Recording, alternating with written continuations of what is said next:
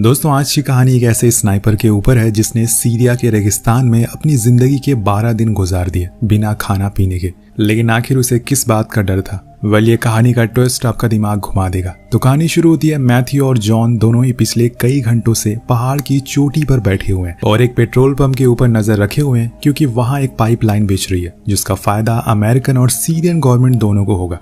लेकिन उन्हें खबर मिली है कि यहाँ पे कुछ लोग हैं जो मासूम लोगों को मार रहे हैं और उन्होंने अभी तक सभी वर्कर को मार गिराया है और उसे ही ढूंढने का काम इन्हें दिया गया है। जॉन अपनी स्नाइपर से हर तरफ देखता है, पर वहां चारों ओर बस लाशें ही दिख रही थी। यहाँ में ये भी बताया जाता है कि अभी कुछ दिन पहले ही अमेरिका और सीरिया की जंग खत्म हो गई है, जिसके बाद ये साथ काम कर रहे हैं। अब देखते ही देखते कई घंटे बीत जाते हैं। रात से सुबह हो जाती है, सुबह से शाम, लेकिन वहां एक पत्ता तक नहीं हिलता। यहाँ जॉन का सब्र का बांध अब टूट रहा था, इसलिए वो अपने साथी मैथ्यू से कहता है कि अब मैं नीचे जा रहा हूँ क्योंकि यहाँ पे कुछ नहीं है। हम फालतू में 40 डिग्री में अपना माथा गर्म कर रहे हैं। लेकिन मैथ्यू को अभी भी यकीन था कि वहां जरूर कोई ना कोई स्नाइपर बैठा है जो हमारी एक गलती का इंतजार कर रहा है, इसलिए वो उसे रुकने को बोलता है और वो मान भी जाता है। लेकिन कुछ देर होने के बाद वो फाइनली उठकर जाने लगता है, पर मैथ्यू उसे रोकता है और कहता है कि जरूर ये किसी की चाल है, हमें थोड़ा और इंतजार करना चाहिए। पर वो कहता है कि ऐसा कुछ नहीं है, हमें यहाँ पे 24 घंटे से ज्यादा का समय हो गया है और अगर कोई यहाँ पे होता तो हल्का सा थोड़ा सा मूवमेंट तो जरूर होता, पर ऐसा कुछ नहीं है। तो मैथ्यू उसे जुबा के बारे में बताता है जो सीरिया का सबसे बेस्ट स्नाइपर है और उसके निशाने और पेशेंस की लोग मिसाल देते हैं। लेकिन जॉन उसे उल्टा सुनाने लगता है और कहता है कि तुम आजकल काफी ज्यादा सोचने लगे हो, थोड़ा अपनी फैमिली के साथ टाइम बिताओ। ये बोलकर वो उठ जाता है और वहां से जाने लगता है। तो मैथ्यू उसे कवर देता है। नीचे जाने पर वो देखता है कि चारों ओर बस लाशें भी हैं, जिसमें कुछ अमेरिकन सोल्जर भी हैं। ये सब वो मैथ्यू को बता रहा होता है और रेडियो से। तो वो उसे कहता है कि शायद इन्होंने भी तुम्हारी जैसी गलती करी होगी नीचे जाकर, पर वो उसे डरपोक कहकर उसका मजाक उड़ाने लगता है। लेकिन यहाँ जॉन को इस बात का जरा भी अंदाजा नहीं था कि कुछ ही पलों के बाद वो ऐसी सिचुएशन में फंसने वाला है जो उसके दिमाग में कभी आई नहीं होगी। लेकिन वो बेवकूफी को बहादुरी समझकर वहां खुलेआम घूमने लगता है। तभी उसकी नजर सभी लाशों पर पड़ती है और एक चीज वो देखता है कि इन सभी को गोली उनके सर पर लगी है, यानी कि इन लोगों को किसी स्नाइपर ने मारा है। और यही बात वो अपने साथी को भी बताता है, जो उसे तुरंत ऊपर आने के लिए कहता है और कहता है कि तुम अभी उसके बेस पर खड़े हो। लेकिन जॉन नहीं मानता और वो चारों ओर देखना शुरू कर देता है कि आखिर ये गोली चली कहां से। लेकिन उसे कहीं कुछ दिखाई नहीं दे रहा था। कुछ दूरी पर कुछ गाड़ियां खड़ी थी जिसके अंदर कुछ लोगों की लाशें थी, जो कि शायद पंप पे काम करने वाले लोग हो। अब वो इधर उधर देख रहा होता है कि तभी अचानक न जाने कहां से एक गोली आकर सीधा उसे लगती है जॉन के पेट पर, जिसे वो चिल्लाने लगता है और वहीं गिर जाता है। अब उसका साथी यानी कि मैथ्यू अपने सामानों को लेकर फौरन जॉन की तरफ मदद करने के जाता है। अब वो जिग-जैग पोजीशन में भागते हुए उसके पास जाता है ताकि वो स्नाइपर का एम से बच सके। लेकिन वो दूसरा स्नाइपर बहुत ही ज्यादा शातिर होता है। वो फिर भी उसे देख लेता है और उस पर गोलियां चलाना शुरू कर देता है। यहाँ उसकी बदनसीबी होती है कि एक गोली आकर उसके पैर पर लगती है और अब ये दोनों ही जख्मी थे और उसके पूरे निशाने पर भी थे। लेकिन यहाँ मैथ्यू की हालत इतनी बुरी नहीं थी। वो दोबारा से उठता है और कहीं छुपने की जगह ढूंढने लगता है। लेकिन जैसे ही वो खड़ा होता है, अंधाधुंध गोलियां चलना शुरू हो जाती है। इसलिए वो भागते हुए जाकर एक वॉल के पीछे छुप जाता है और इस वॉल के पीछे से ही शुरू होती है असली कहानी। इसीलिए इस कहानी का नाम पड़ा है द वॉल। उसके पीछे छुपने के बाद गोलियां चलना बंद हो जाती है। जब कुछ देर बाद थोड़ी शांति होती है तो वो देखता है कि जॉन की हालत बहुत ही खराब है। वो दर्द के मारे कर्रा रहा है। लेकिन गौर करने वाली बात यह है कि वो स्नाइपर उसे जान से मार नहीं रहा है, शायद इसके पीछे कोई चाल हो। लेकिन यहाँ मैथ्यू अब क्या करे, उसे कुछ समझ नहीं आ रहा है। एक तो उसके पैरों में चोट लगी है जिसकी वजह से वो बहुत ही ज्यादा दर्द में है, और ऊपर से जब वो अपने बेस पर कांटेक्ट करने की कोशिश करता है तो उसे पता चलता है कि रेडियो का एंटीना टूट गया है, जिस वजह से अब कांटेक्ट कर पाना मुश्किल हो रहा है। यहाँ उसे थोड़ा और सब्र करना होगा, क्योंकि अगर वो इतना सा भी हिला तो उस स्नाइपर की एम पर आ जाएगा और सारा खेल खत्म हो जाएगा। उसे शांत दिमाग से सोचना होगा कि वो क्या करे। वो कोशिश करता रहता है कि अपने साथ अपने साथी की भी जान बचा ले। इसलिए वो पहले तो कुछ पत्थरों को हटाकर दीवार में एक होल बनाता है ताकि उस स्नाइपर को देख सके कि आखिर वो गोली कहां से चला रहा है, और फिर वो भी उस पर गोलियां चलाया जा रहा था। लेकिन तभी उसकी नजर जॉन पर पड़ती है, जो वही जमीन पर लेटा हुआ दर्द के मारे चिल्ला रहा था, पर वो कुछ कर नहीं सकता। अगर वो उठा तो मारा जाएगा। वो उसे वहीं लेटा रहना होगा। और इधर मैथ्यू अब कोशिश करता है कि वो जॉन के करीब जा पाए, लेकिन ये इतना आसान नहीं होता क्योंकि उसके पैर में भी गोली लगी है और चल पाना बहुत ही मुश्किल हो रहा है। और इसीलिए वो कोशिश करता है कि वो पैर में लगी गोली को बाहर निकाल दे। ऐसा करने में वो एक लकड़ी का इस्तेमाल करता है। लेकिन जैसे ही वो उसे जख्म पर लगाता है, वो दर्द के मारे चीख उठता है और इसी दर्द की वजह से वो बेहोश हो जाता है। कुछ घंटों के बाद जब उसे होश आता है तो उसे रेडियो पर कुछ आवाजें सुनाई देती है। वो फौरन उनसे बात करने की कोशिश करता है और यहाँ रेडियो पर एक्चुअल में ये बेस वाले थे जिन्हें मैथ्यू सब कुछ बताता है और कहता है कि यहाँ पर जल्दी से जल्दी रेस्क्यू टीम सेंड करो और संभल के आना, यहाँ पर एक स्नाइपर है। लेकिन यहाँ उसके बेस वाले कुछ अजीब सी बातें करते हैं, जैसे कि उनका कहना था कि वो उसे ढूंढ नहीं पा रहे हैं कि वो कहाँ पर है और इसीलिए उसे या तो खड़े होना पड़ेगा या फिर एक गोली चलानी होगी जिससे उन्हें पता चल सके। अब ये बात मैथ्यू को बहुत ही ऑड लगती है क्योंकि ऐसा उन्हें कभी नहीं सिखाया गया था और वो ये बात नोटिस करता है कि ये आदमी जो बोल रहा है उसका अमेरिकन एक्सेंट थोड़ा अलग है और इतनी देर में उसे समझ आ जाता है कि ये शख्स उसके बेस से नहीं बल्कि उसके आसपास से ही बोल रहा है। इसी दौरान वो अपने पैर में लगी गोली भी निकाल लेता है और वो उसे जवाब देता है कि मैंने तुम्हें पहचान लिया है। तब जाकर यहाँ पे राज खुलता है कि असल में वही स्नाइपर जो इन्हें मार रहा है, उसने इसकी रेडियो फ्रीक्वेंसी मैच कर ली। अब अमेरिकन सोल्जर को ही वो बेवकूफ बना रहा है ताकि वो बाहर आ जाए और उन्हें मार सके। इसके बाद वो स्नाइपर मैथ्यू से कहता है कि अगर तुम्हें खुद को जिंदा रखना है तो तुम्हें मुझसे बात करनी होगी और जो कुछ भी मैं पूछूं वो तुम्हें बताना पड़ेगा। जब तक तुम मुझसे बात करते रहोगे तब तक तुम खुद को जिंदा रखोगे। तभी मैथ्यू जॉन को देखता है और वो बस बेहोश ही हुआ था, मरा नहीं था, इसलिए वो उस स्नाइपर से बात करना शुरू कर देता है क्योंकि इसके अलावा उसके पास कोई रास्ता नहीं है। लेकिन वो स्नाइपर इससे कुछ पर्सनल सवाल पूछना शुरू कर देता है जिसमें मैथ्यू की फैमिली से रिलेटेड भी थे, जिनका जवाब देने के लिए वो राजी नहीं होता, पर यहाँ मैथ्यू से और दूसरी बातों पर उलझाना शुरू कर देता है ताकि वो उसकी लोकेशन को ढूंढ सके।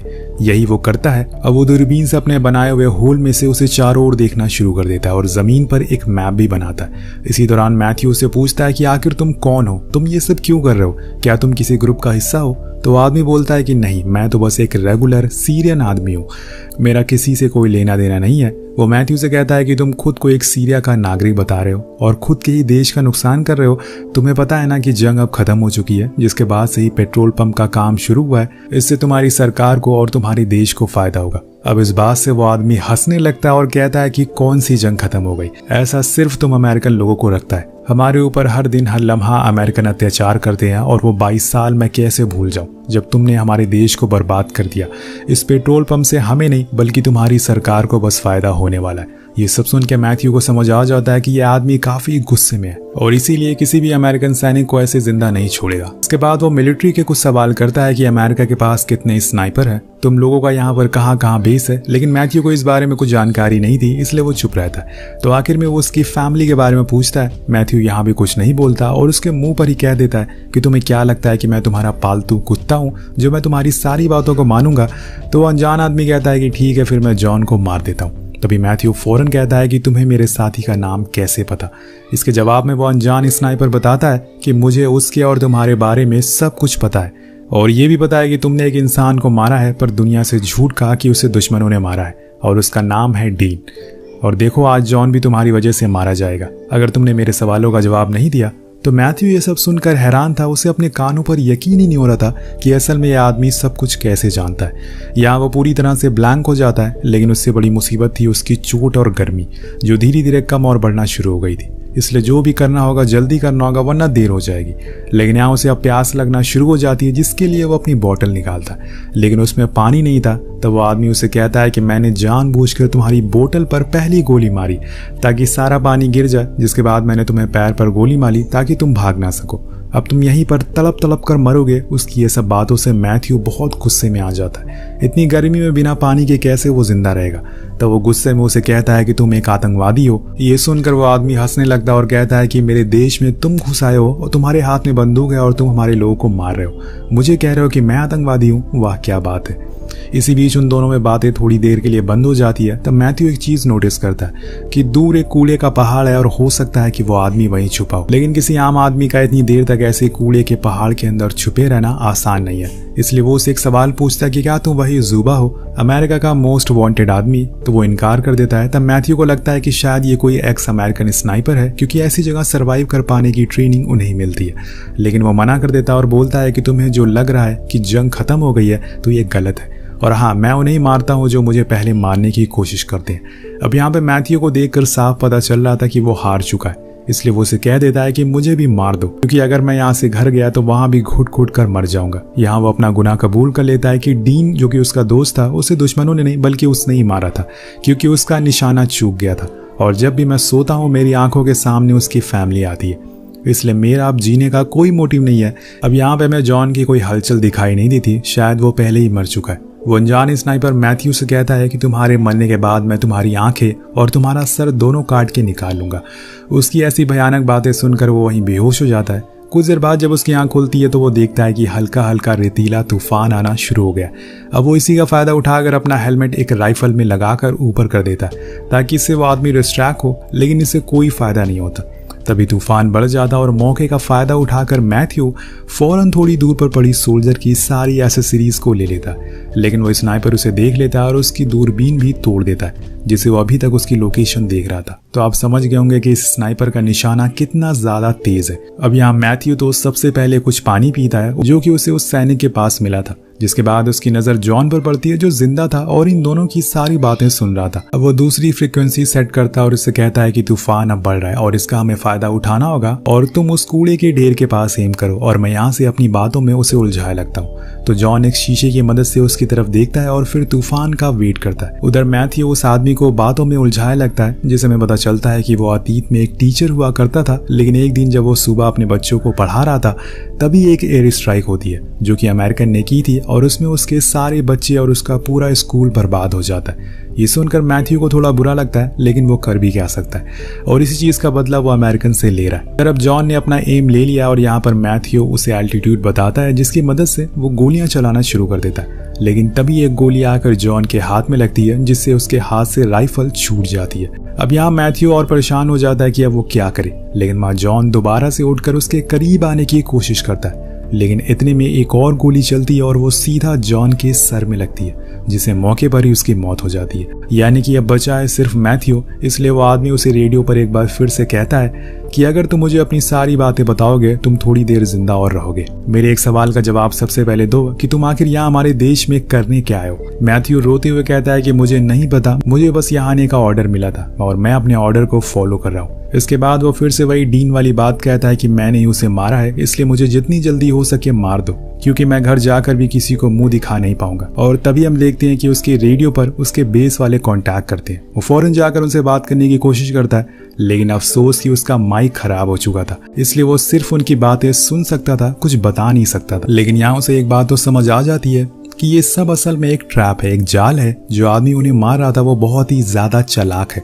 उसने पहले यहाँ पर काम कर रहे लोगों को मार दिया और फिर एक अमेरिकन सोल्जर की तरह बात करके अमेरिकन बेस से मदद मांगी। जब वो आए तो उन्हें भी मार दिया और वो यही काम लगातार करता जा रहा है। अब कुछ देर बाद गर्मी की वजह से वो बेहोश हो जाता है। जब उसकी आंख खुलती है तो वो देखता है कि आसपास बहुत सन्नाटा है। वो आदमी भी कोई जवाब नहीं दे रहा है, इसलिए वो जॉन की स्नाइपर खींच लेता है और फिर उसे कूड़े की पहाड़ की ओर देखना शुरू करता है। लेकिन तब तक अमेरिकन आर्मी का हेलीकॉप्टर वहां पहुंच गया था।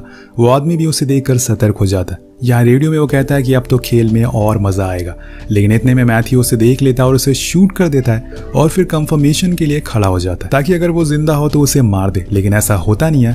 तो यहाँ पर उसे लगता है कि वो सच में मर गया है। अब सभी उसके साथी आकर उसे ले जाते हैं, पर वो उनसे धीमी आवाज में बातें करता है और कहता है कि कूड़े के पहाड़ के पास देखकर चलना, वहां वो छुपा हुआ है। लेकिन उसके साथी उसकी बात को समझ नहीं पाते। अब वहां से वो जाने लगते, लेकिन तभी एक गोली आकर हेलीकॉप्टर में बैठे सोल्जर को लगती है और देखते ही देखते सभी सोल्जर को एक एक गोली लगना शुरू हो जाती है। वो हेलीकॉप्टर धीरे धीरे नीचे क्रैश हो जाता है, जिसके बाद वो स्नाइपर फिर से आर्मी बेस पर कांटेक्ट करता है और इन सभी के नाम लेकर उनसे मदद मांगता है। अब बेस से जल्दी मदद के लिए लोग भेजने का वादा करते हैं, यानी कि ये कहानी, ये खेल अब खत्म नहीं होगा। अभी भी वो आदमी जब तक मरेगा नहीं तब तक ये खेल ऐसे चलता रहेगा और अमेरिकन को मारता रहेगा। पर यहाँ पर ये कहानी जरूर खत्म हो जाती है। तो आपको कहानी कैसी लगी कमेंट करके जरूर बताएगा। और हाँ दोस्तों, हमारे चैनल को सब्सक्राइब जरूर करिएगा। आप में से बहुत ही कम लोग हैं जो चैनल को सब्सक्राइब करते हैं, तो सब्सक्राइब जरूर करिएगा। मिलते हैं अगली वीडियो में। Peace out.